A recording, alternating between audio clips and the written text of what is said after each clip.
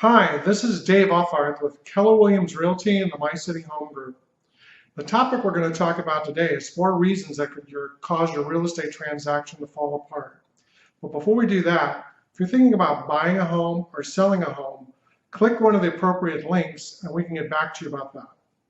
Now on to our topic.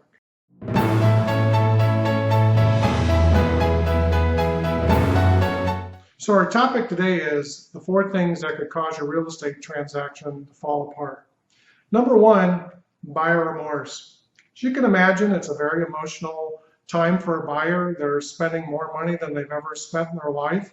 Happens a lot to first-time and second-time buyers.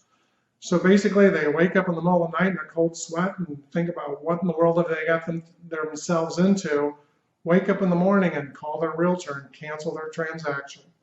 Doesn't happen that often, but it is one of the things that can cause your transaction to fall apart. Number 2, buyer financing. Again, with the recent recession that we've been in, lenders have really tightened up with their lending criteria. And even if your buyer's been pre-approved, sometimes they can't get through the lending process and your transaction falls apart. Number 3, home inspection items. In most real estate transactions, the buyer is going to have the right to do a professional home inspection on the property that they're buying. And many a times from that home inspection, they can't get over some of the things that need to be fixed in the home.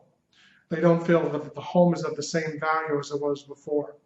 Or if they're negotiating with the seller and the buyer can't come to terms on who's going to pay for or replace the items that need to be repaired, the transaction falls apart.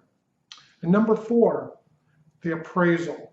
Once again, you got someone else with their finger in the pie, the appraiser, and sometimes the property doesn't appraise to the price that the buyer and the seller have agreed upon. So now either the seller has to renegotiate his price or the buyer has to bring more money to the table. And many times that just doesn't happen or come through. So again, your transactions fall apart. So I hope this information has been helpful. If you have any specific questions that I can answer for you, please contact me and we can make a video about it.